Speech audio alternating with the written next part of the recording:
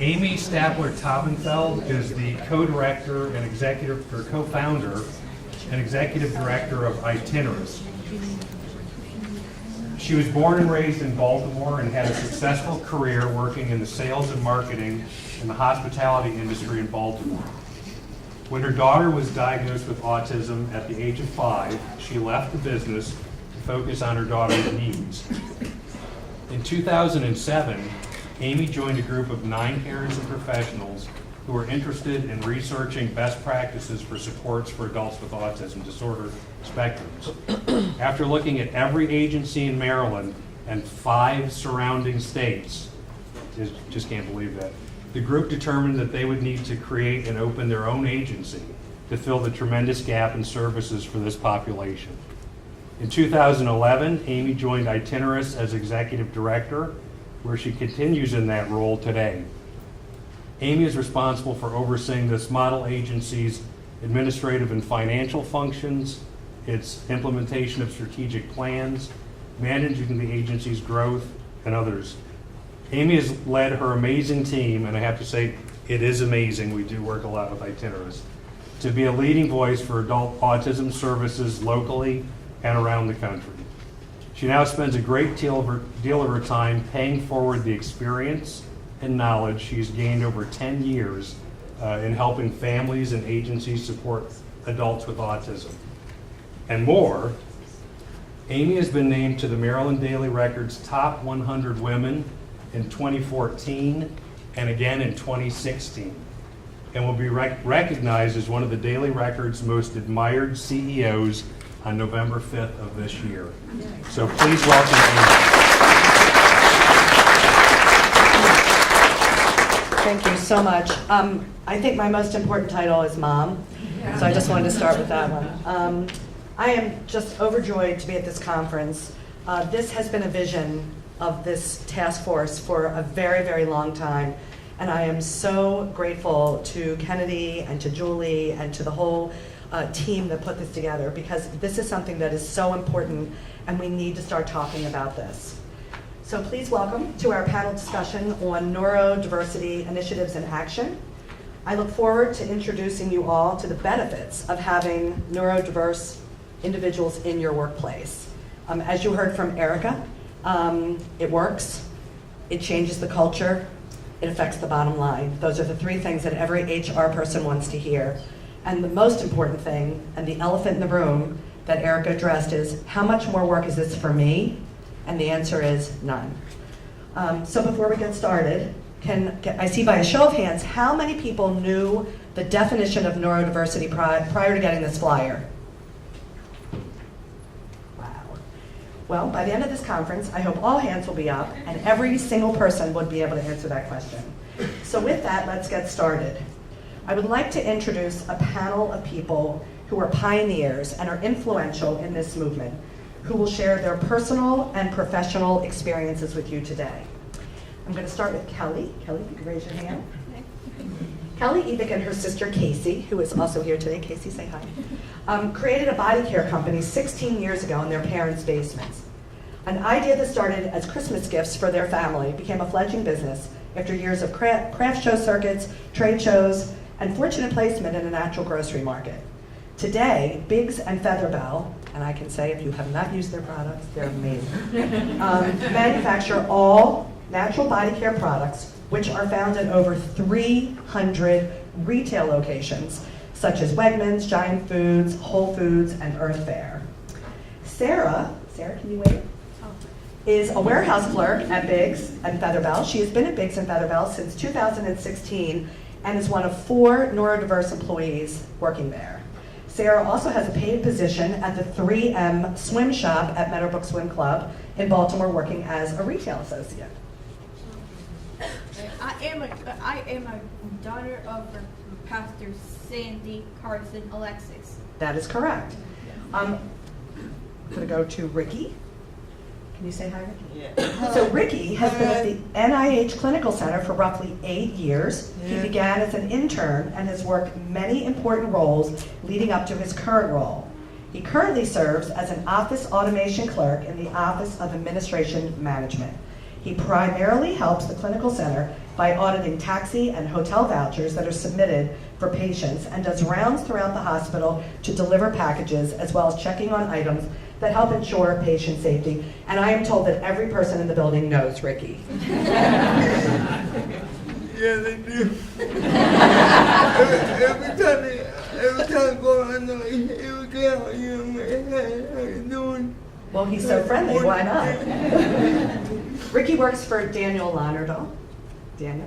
He serves as the NIH's Clinical Center's Chief Administrative Officer, where he has the oversight of a department of 34 federal hospital administrators responsible for administrative management, personnel management, budget formulation and execution, contract and acquisition management, resource management, he doesn't do anything, facilities and space management, and other NIH Clinical Center-wide hospital administrative functions.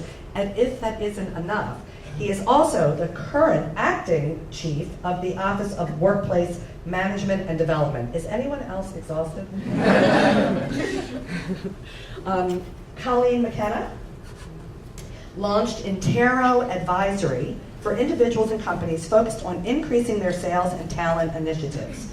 Since 2011, Intero, a LinkedIn consulting, coaching, and training firm, has been engaged by more than 450 companies who have increased their presence, revenue, and hiring opportunities, applying Colleen's insight, strategy, and techniques.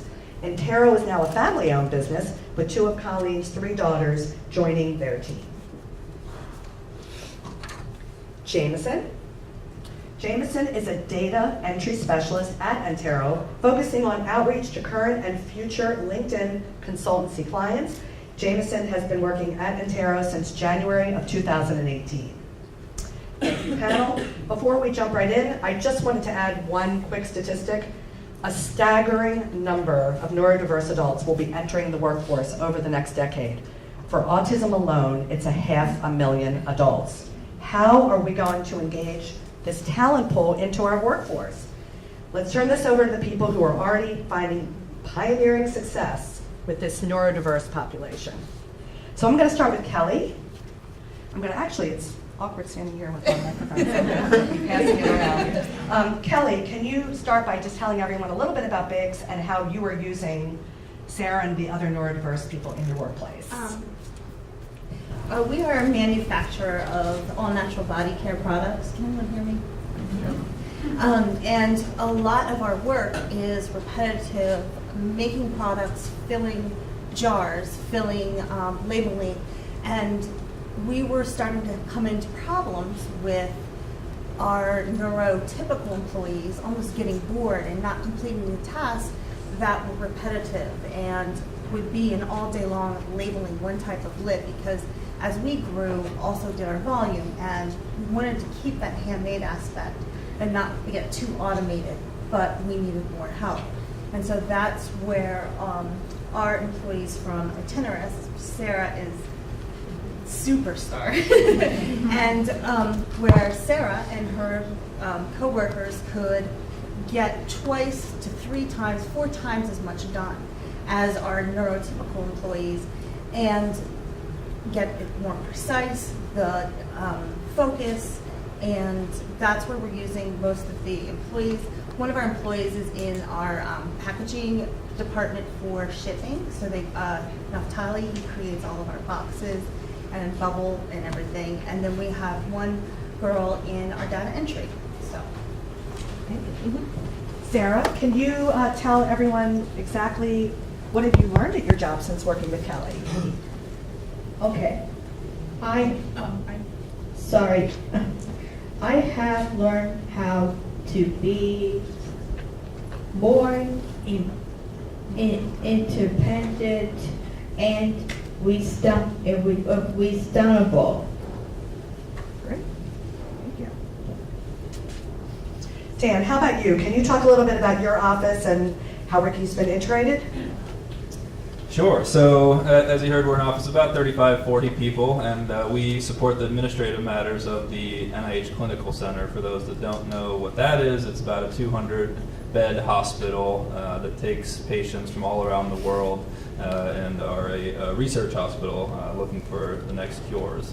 So our office, again, oversees all administrative matters of that hospital, and Ricky joined our team about 3 years ago, but he had 4 years more hospital experience than I have.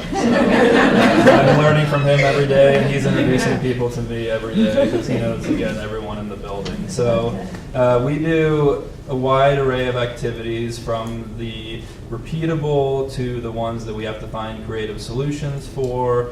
And so there's many different tasks and duties that can be fulfilled by folks of all different abilities and backgrounds. And so when we were looking at what some of those activities and duties were, and similar to Kelly, some of them were very repeatable, and for some folks would find that not the most exciting thing, or something they would save towards the end of the day and run out of time to do. We looked at a different population that might be interested and able to work on those, and that's where I was introduced to Ricky. He was at that time working in another role that had somewhat been phasing out of the hospital, and so he was looking for new opportunities. And so we sat down together and talked about what he wanted to do and what excites him, and that's where we found a perfect match with this taxi and hotel voucher auditing. So this was done by a few other individuals, and again was one of those tasks that was saved towards the end of the day. They would just be browsing through looking for errors, and so in talking with Ricky and learning what his skill sets were, we formalized the process for it. We built a custom-built Excel spreadsheet, he and I together with his job coach, Chris over here, who I also want to mention, and came up with a way for him to work this process in a formalized way, and really gave him a very busy workload, again taking duties from many different people that were doing this, and put it in one centralized place. And this tool and this process really created a mechanism where we're more accurately capturing any sort of deviations or issues that can then be looked into at a different level. And so Ricky started with that, but then has quickly mastered that and is looking for other and more work. So we work weekly to come up with what else he can do. So patient safety was mentioned. Our executive officer is very big on lights being out. So with that, we said, Ricky, have you seen any lights out? And he said, yeah, I see a few from time to time as he makes rounds through the hospital.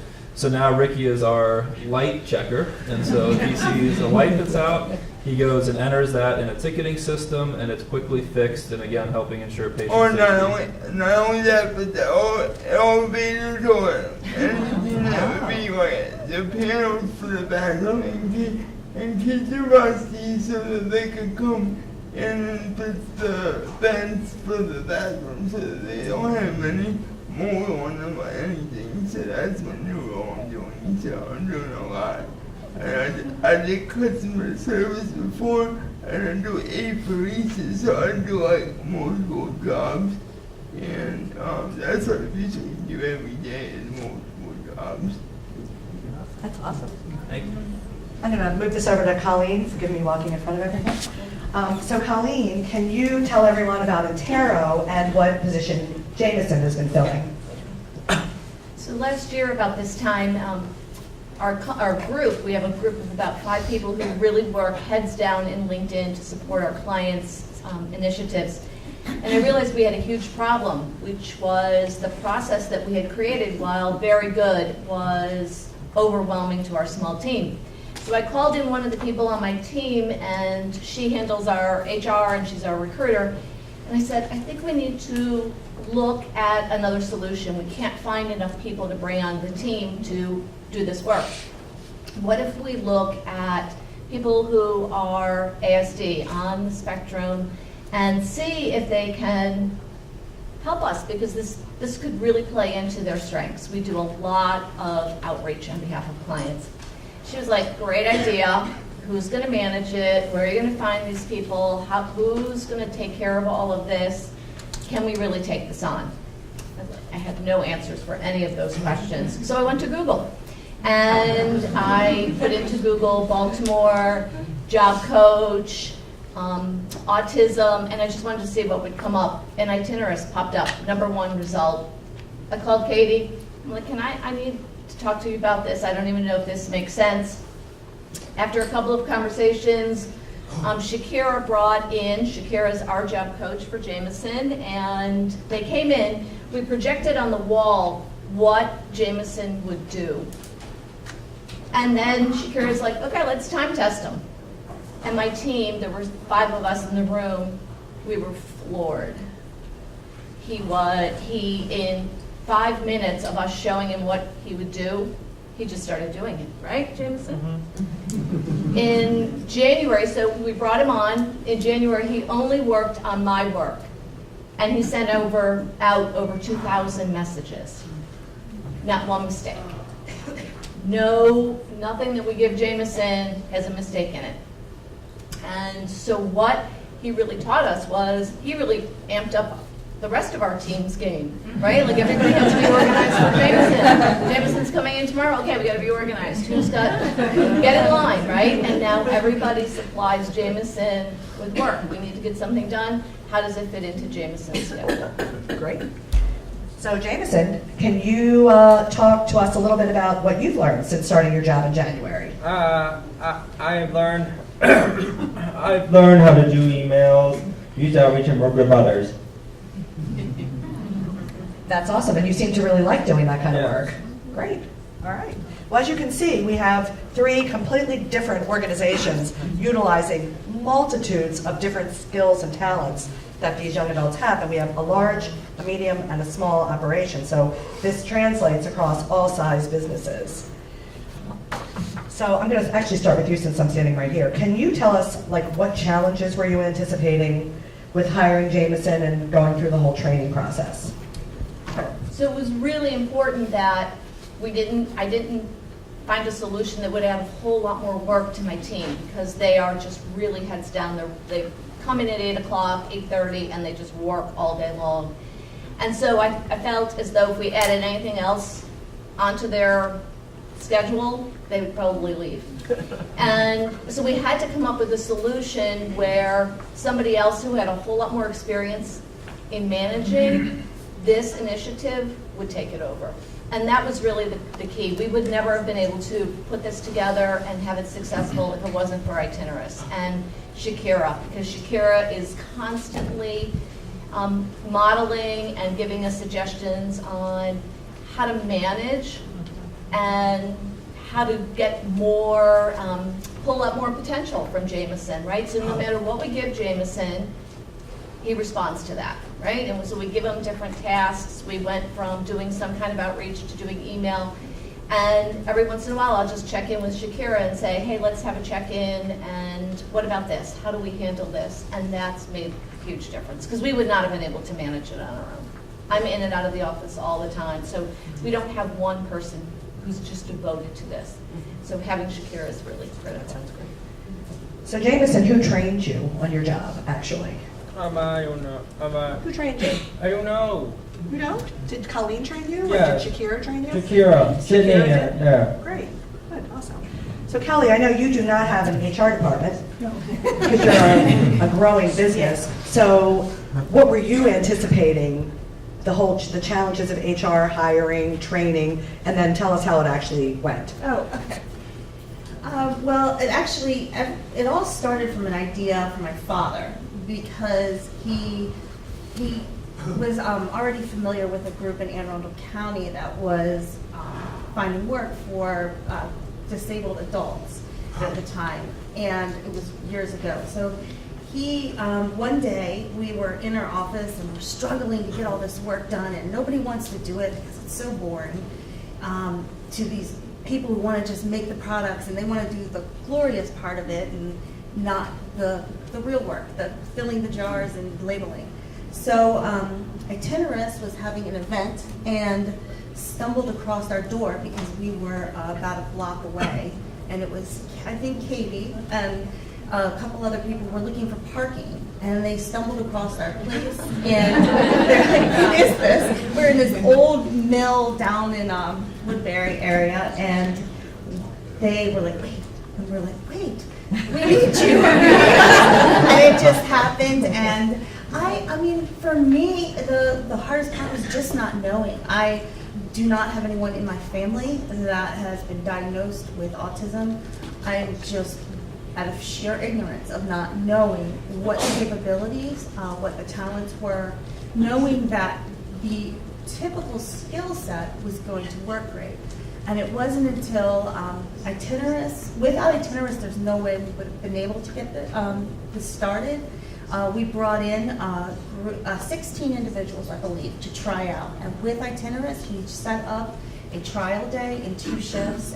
He laid out all of the packaging, and we had everyone go to the different stations. Knowing right away, just with the employees I have, every person excels at a different job.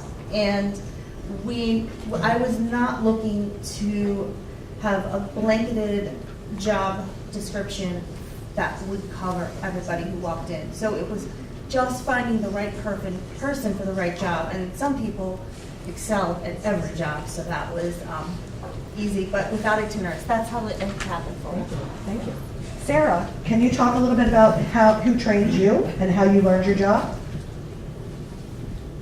Casey and Kelly showed me how to label lids. Good. And that's what you do every day? You do the lid labeling? Uh-huh. Good. All right. So, Dan, you work for a very large company that obviously has a large HR department and hiring. Did you have any anticipation about HR challenges with Ricky's hiring and training? So we've been very fortunate at NIH in that about 8 years ago, Ricky was actually the inaugural class. We partnered with a group called Project Search, and it's an internship program for those that may or may not have heard of it. And so I can't take credit for being part of the original standing up of that, but it was done at a very high level and actually started in the clinical center, the hospital there. So that's where Ricky did his first internship. And I grew up with a brother with disabilities, so as soon as I heard of it, I got involved in the second year of it, and it's now in its 9th year, I believe. And it's now hired permanently over 40 individuals with a range of disabilities. And again, I think part of that success is due to Ricky being part of that first class and showing us how it can work. But I think it really goes back to the notion of the coaches and the way of working with different groups that can help foster these relationships and make these things happen. And so this started as a trial internship program, and again, now being in the 9th year, it works in a way that individuals come in for the internship program, they apply for it, they're accepted to it, and there is a system in place to support them with coaches and everything else, but it then becomes a matter, just like any other HR function, of matching the individual skill sets with the job sites. And so the program looks all around campus for different opportunities, whether it's IT, human resources, cafeterias, housekeeping, facilities, hospital administration,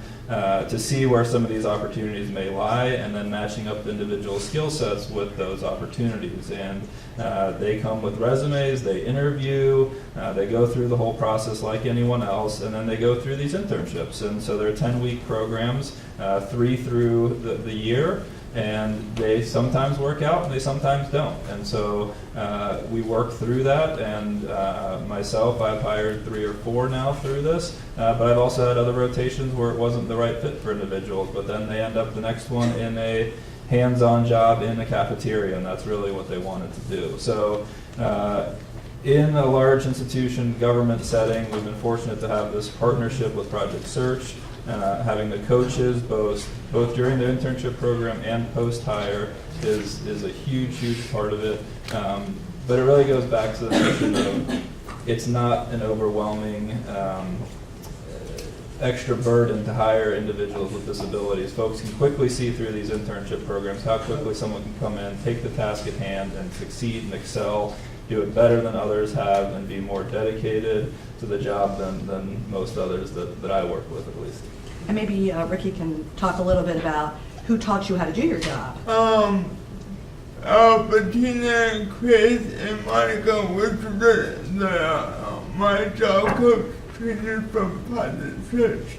They made it more easier for me to learn instead of me learning on my own, so they kind of really helped me out in the beginning of my process of learning. That's awesome. So clearly, I think the across-the-board message here is that the job coaching strategy is something that is so super important to integrating people on the autism spectrum and with neurodiversity into the workplace, having someone there to facilitate that process. I know you talked a little bit about the hiring process. Do you think that, as we all saw that video, which was really staggering to see what happens to a person with autism going through that traditional interview process, would you say that at NIH there have been changes to the recruitment process?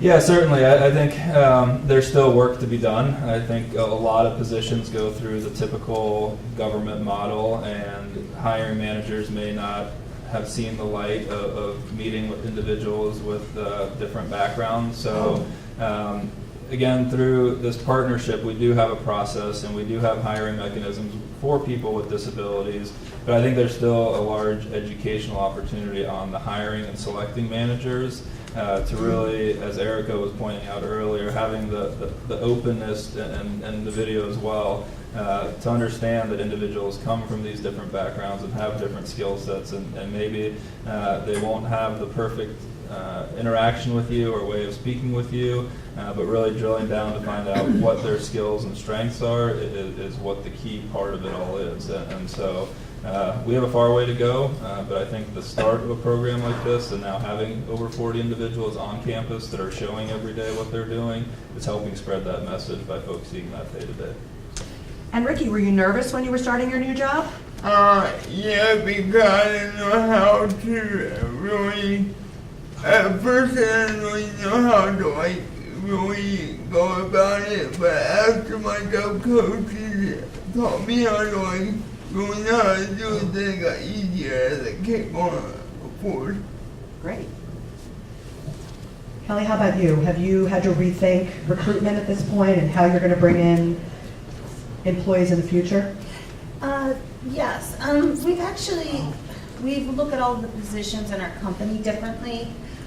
Instead of like a jar of our muscle soap, it's instead of one person doing it from start to finish, we've divided out so where there's the critical part of making it, but then every process beyond that can go to different employees of different skill sets. And I've really created new job positions for my itinerous employees, taken away more work from the neurotypical people, given them a different workload, and just been able to shift basically everybody's job descriptions into creating more work, I think, for more of our employees from itinerous, because they are our best employees and by far get more work done in the smallest amount of time. So Great.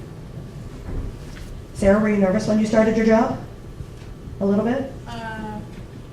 I don't know. Not sure? You didn't feel nervous? You're not sure? I don't know. Okay, good. Well, you had a coach there to help you too, right? yeah, she had a coach and she did great. Colleen, at Intero, how about you? Have you been rethinking recruitment and how you're going to bring more neurodiverse people into the workplace there? Right, as this area of our business continues to expand, I can imagine having a number of Jamesons there really fulfilling this part of the process. And over this year, we've actually had 3 individuals on our team. And it was fascinating to me because each of them had strengths in very different areas.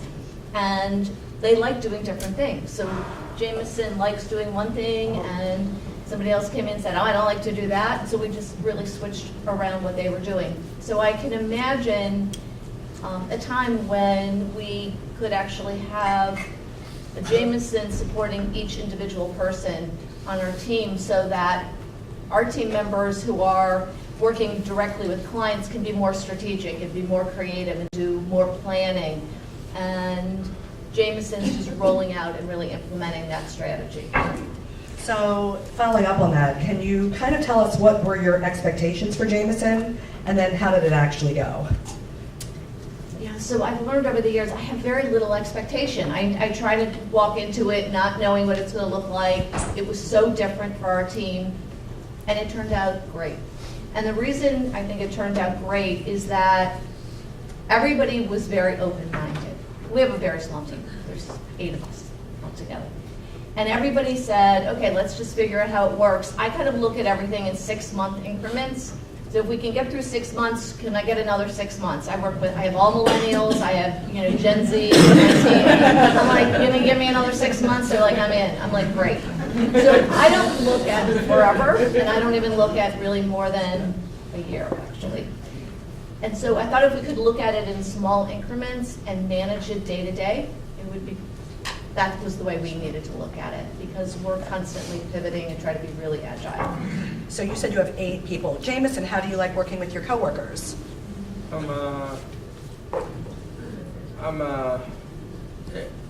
It's a nice calm environment for us to work. I feel comfortable to go to them first of help support. I thank you for the guidance. Awesome. I'm Jameson's biggest distractor. I'm the loudest of them. He tells me when I'm loud. So Kelly, can you tell us what surprised you the most about working with the neurodiverse population? I think what surprised me the most is the talent itself and the extraordinary skill set that these individuals had, far beyond the other employees that I have. I think also the pride and the joy on the faces. I don't necessarily get that every day. I have never had a day where Sarah walked in and she didn't want to be there. About half my other staff, it's a purity and a lack of dramatics when it comes to HR. Yes, and that's been huge, and it's been a great shift for the entire company. And how does Sarah do with her coworkers? Oh, she does. Oh, she informs us on all social, entertainment, celebrity news. If there's a TV show. No. How TV shows? It's like in pop culture. Pop culture. Pop culture. We all are. Whenever we have a question about who's dating who, we go to Sarah. So as you can see, Sarah's a little shy until we get to a subject that really matters, like pop culture. So how about you? What has surprised you most about working with your talent pool? Well, I would say it's mostly already been said, but I think the skill set diversity that Ricky's had and that we learn day by day is just very impressive and surprises us with what else he knows and wants to do. But I agree with what Kelly said. Really, the dedication, the joy, the lightheartedness that it brings to the office. Like I said, Ricky, everyone in the building knows him, but really in the suite that he works with us, he's a highlight of our day. He's there before all of us, so the dedication. If there's a snow day and I get a call at 3:30, 4 in the morning, I know it's Ricky saying he's going to have a hard time getting to work that day, but he'll be doing his best trying to. And that's where, again, looking at, as you said, the other HR difficulties that other employees may have. With Ricky, we never have that. We know he's going to be there. We know he's going to be dedicated and happy to be there doing the job. And if anyone comes to me complaining, I say, well, are you up at 3:30 in the morning trying to get to work? If not, then maybe you should reshift something. So he proves to us what real dedication is and real enthusiasm about a job is. Just on a quick side note, and then I'm going to let Ricky answer about how he likes to get along with his coworkers. Itinerus last year, we had to sit down and our employment department said, I think we need to relook at our snow policy. And I was like, what do you mean? I mean, we're following Baltimore County Public Schools. What do you want us to do? And she says, well, what about all the work sites? I'm getting phone calls every day from all of our clients that said, we're canceled, but they have to get to work. What are we going to do?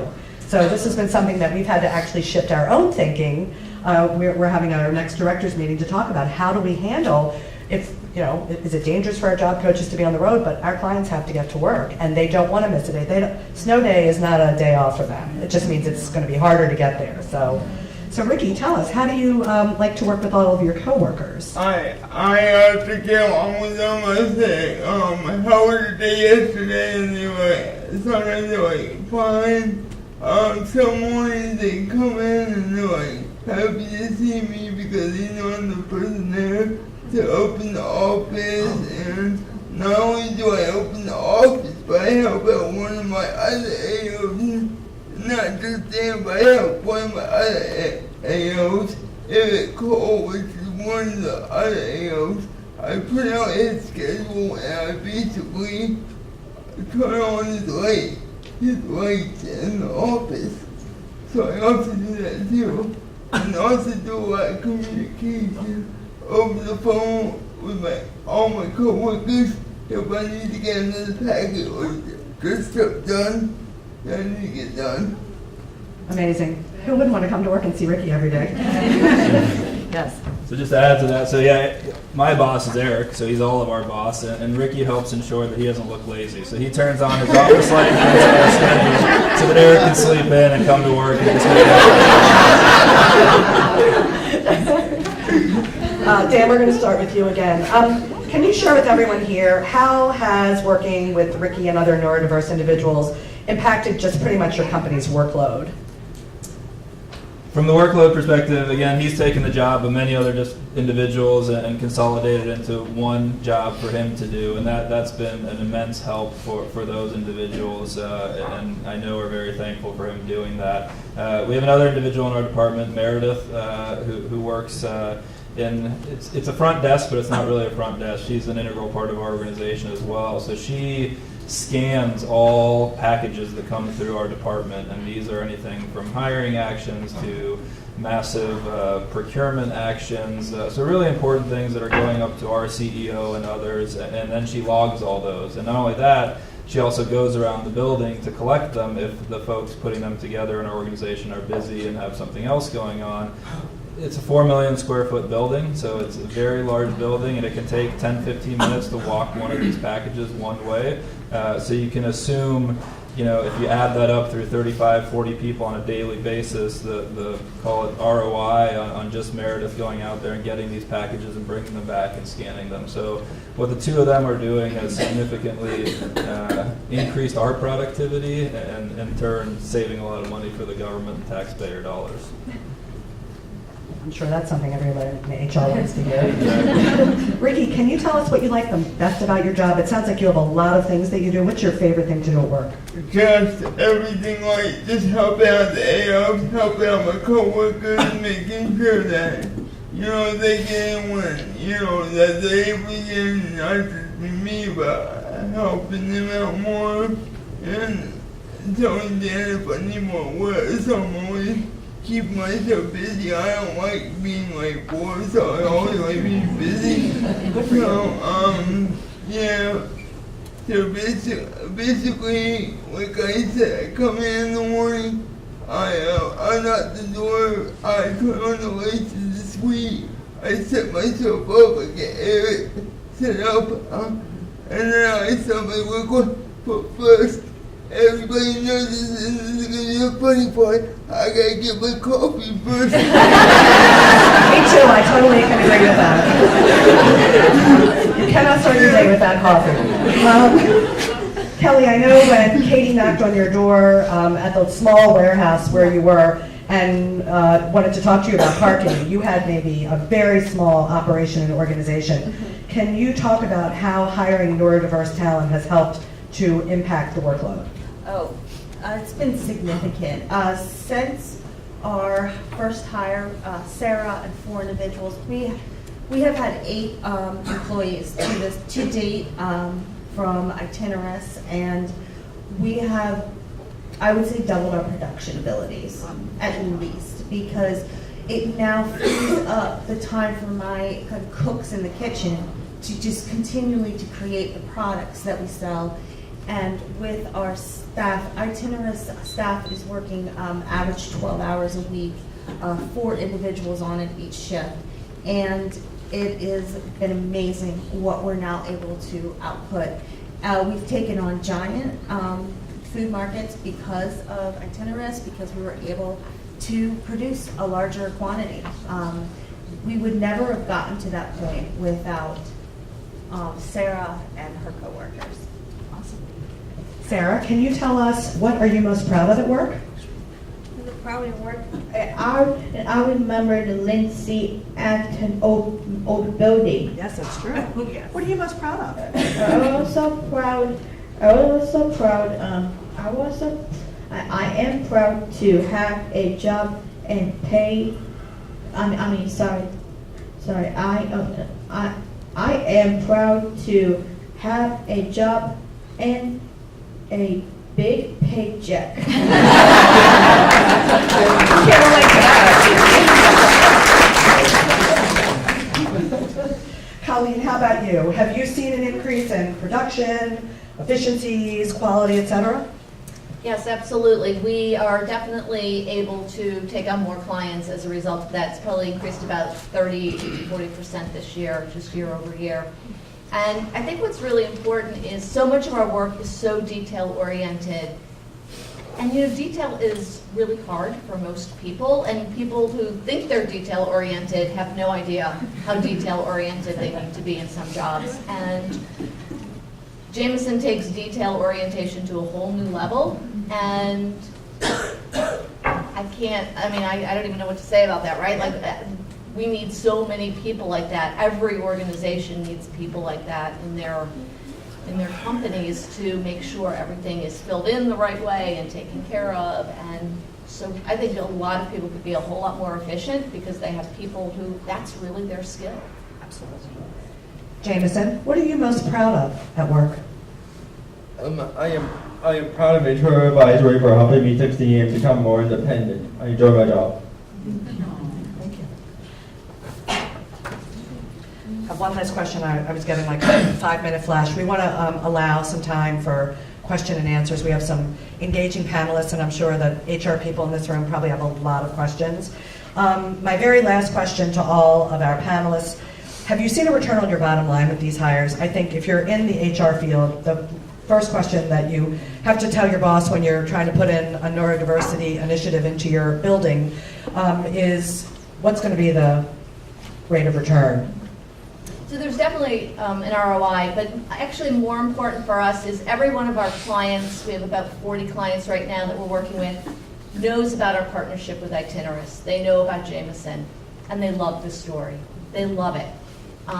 They're proud to be part of that, right? And really thinking about how Jameson serves them and works for them and does their work really well.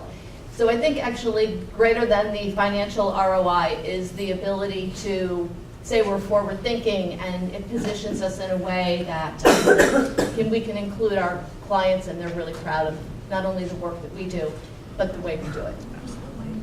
How about you, Kelly? Have you seen a return on investment in your hires? Oh, absolutely. The employment retention rate is so much higher. Sarah's been with me 2 years. We have 2 employees or so. You have a high turnover rate when you are hiring for production, and so that alone, I don't have to constantly train, and we definitely have been able to see a greater profit and to see just a general higher sales with the business because we're able to do more now. Awesome. How about you? Yeah, so somewhat covered with Meredith in the last question, but with Ricky, this auditing capability, again, it gives not just an ROI, but an accountability factor. It's made our processes and procedures better, and we're more accountable for information using the learning process he went through and we went through for the tasks he's doing at hand, and that's invaluable because if we ever get audited or anything else, we have it much more formalized from that capacity. Before we go to questions, Ricky and I do have to apologize. Going back to the culture and the climate in our organization, we have a potluck at lunch today. It's scheduled well in advance of this, so after this panel, we have to rush back to get there because without Ricky, that would not be a very fun potluck. I don't really matter, I can stick around, and that just goes to show the importance of him in our organization. Can you also just talk a little bit about culture? Sure. So between Ricky and Meredith, again, there is no excuses for others. There's nothing to come and say this is too challenging or I can't do this. I mean, that just goes out the window immediately because they know how dedicated and how hardworking both Ricky and Meredith are. And just again, with him being there first in the morning, you've seen his personality today. He's a jokester. He likes having fun. He calls some of the other young ladies in our office Ricky's Angels. He has a crew that he works with, and he brings a light to our office, and he has fun with it. And I think that resonates on our whole culture. And if anyone's having a bad day or a rough morning, just go spend some time with Ricky or go on rounds with him and interact with the folks he interacts with, because he brings that to everywhere in the building. Thank you. How about you? How about your culture? Yeah, very similar to what you said. There is a new sense of appreciation, of acceptability. I think I have forced on some of my employees, and it quickly happened, and everybody has embraced. And I think there's a little, people get scared about their job stability, because Sarah and her coworkers are really doing an amazing job. So there's a lot of competition, and it's good competition, and it's helping all of us just learn more about how diverse we all are. Awesome. And I know, Colleen, you had said something about people had to really step up their game after seeing Jameson's level of work. Can you expand on that a little bit? Right, well, everybody, if you're working independently, you kind of have your projects and you know what you need to get done, but you don't really think about the next person because everybody was working independently. So everybody really then needed to make sure that Jameson had enough work, because when Jameson's done with the project, Jameson tells everybody, I'm done, right, Jameson? And he's ready for the next project and the next task. So we need to make sure that we've got everything moving along. And so I think one of the things that we've learned from Jameson is to be better communicators within our own office, clearer, precise, very focused. And that is really, really critical, especially when you're working with clients too. Right? So we've really carried that over to how we talk to clients, setting expectations, and there's an unfiltered sort of purity, and it makes us laugh during the day too, right? We're like, okay, we got to keep moving along, but there's a real kind of unfiltered nature about keeping it real. Thank you for that.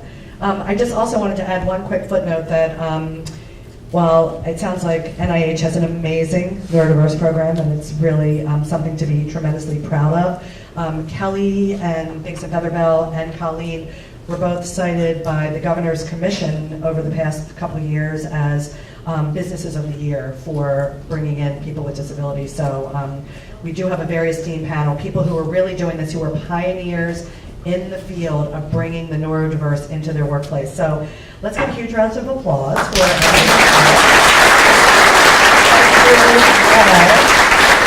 amazing insights. I hope this sparks some new ideas and excitement with everyone in this room thinking about how you can rush back today and speak to your teams about creating neurodiverse workplaces. I do want to open this up for questions. Does anyone have questions for anyone in our panel? I'm Sure. curious. Do you want to come up? Oh, sorry.